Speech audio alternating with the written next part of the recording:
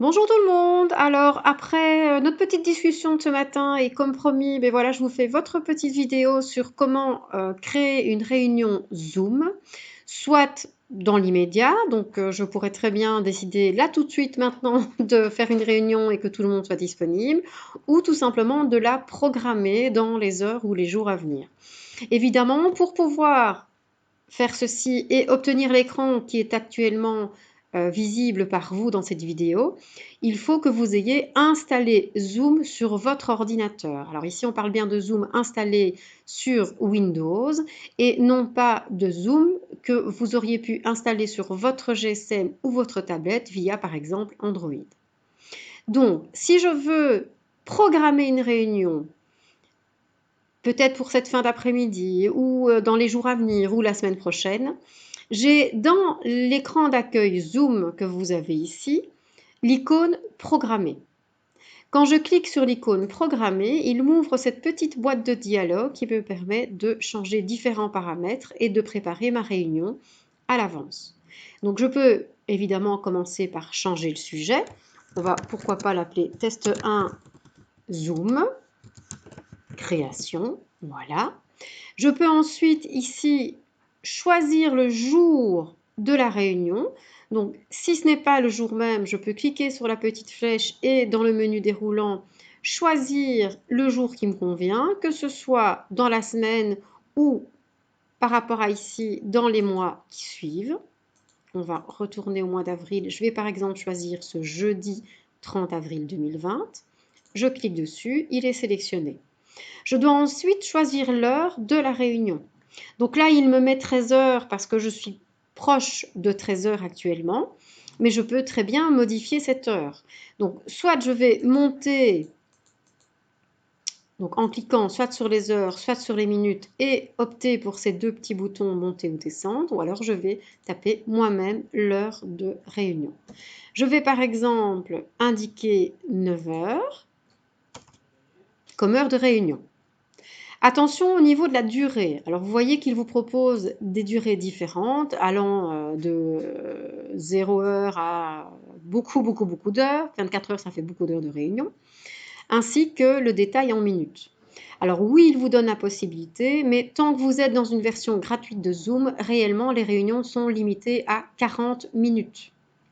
Donc, si lors de la réunion, vous voyez que vous approchez de la fin de ces 40 minutes, c'est à vous à générer un nouveau lien en resuivant cette procédure que je vous explique.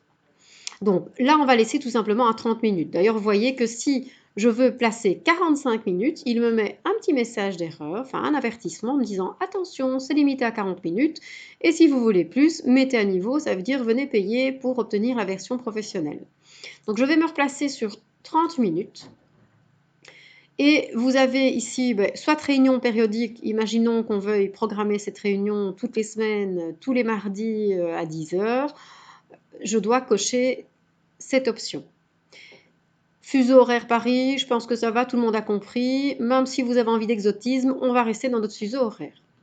Alors, point de vue ID de réunion, donc l'ID c'est le numéro de réunion qui va être créé et qui va permettre aux utilisateurs que vous invitez de rejoindre la réunion créée.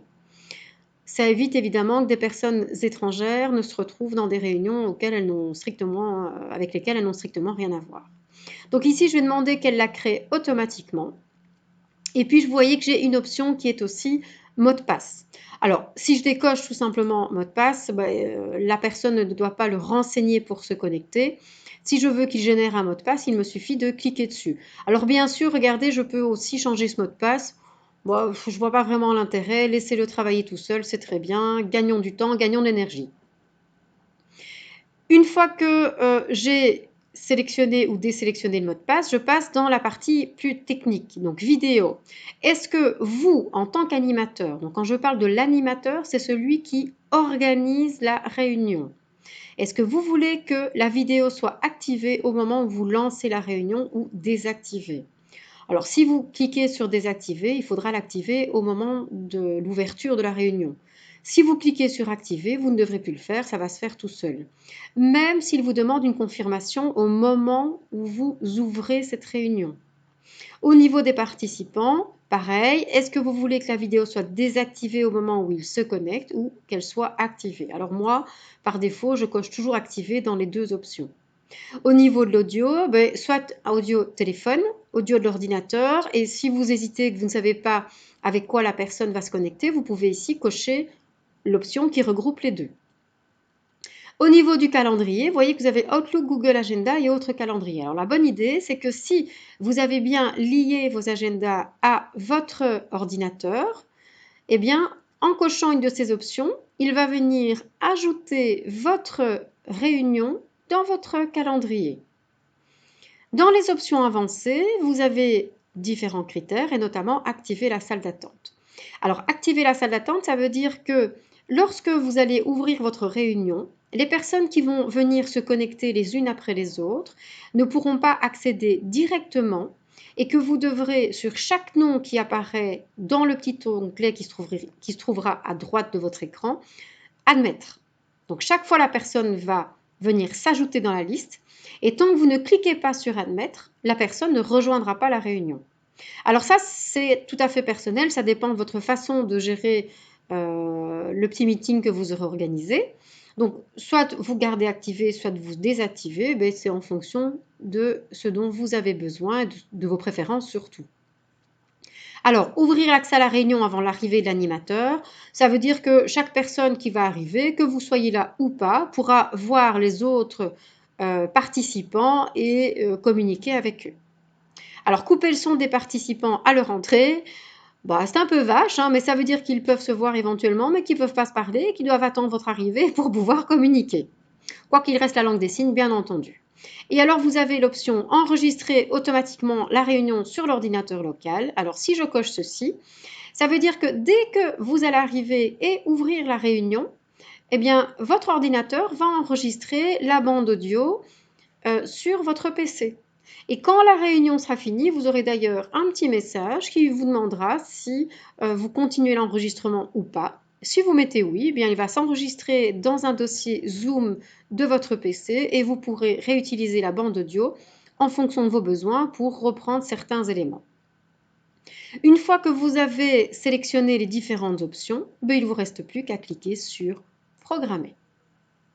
Et voilà, alors ça veut dire que là, c'est en ordre, tout est organisé, Zoom a bien enregistré votre demande de réunion. Il vous met d'ailleurs un petit message, évidemment la personne qui a créé la réunion. Il vous met également le sujet, les différents détails, l'heure, le jour. Il vous donne un lien internet, donc ça veut dire que les personnes qui n'ont pas téléchargé Zoom peuvent cliquer sur ce lien pour accéder directement dans leur navigateur internet à votre réunion.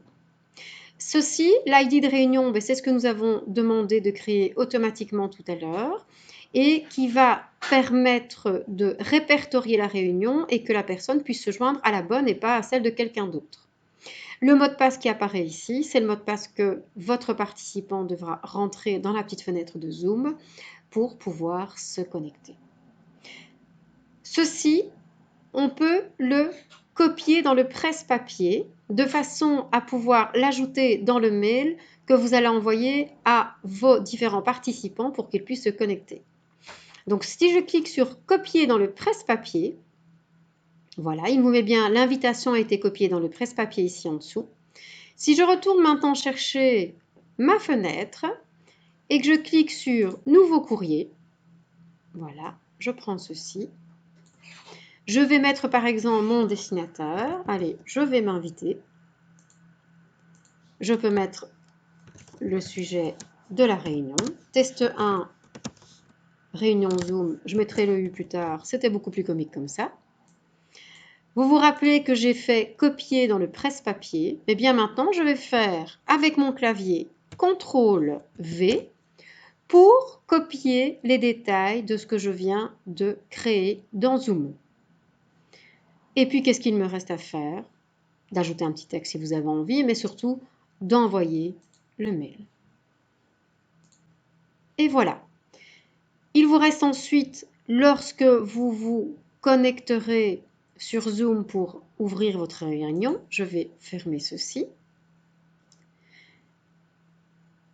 d'aller chercher dans mes onglets ici au-dessus, réunion. Et vous voyez que mes réunions sont programmées. Donc, par exemple, ici, j'ai une réunion programmée le 29 avril et j'ai celle que nous venons de créer ensemble pour le 30 avril. Si je clique sur celle du 30 avril, je peux lancer en disant « Commencer ». Je peux de nouveau copier l'invitation pour aller l'envoyer à d'autres personnes via mail. Je peux également la modifier. Donc, quand on dit modifier, c'est modifier les paramètres, le jour, l'heure, etc. Mais je peux également la supprimer si nous avons décidé de ne plus l'organiser. Et voilà pour les détails de cette petite réunion. J'espère vous avoir aidé pour la création de vos futures conférences. Et puis n'oubliez pas, interrogation dans une semaine pour voir si vous avez bien tout retenu. À bientôt!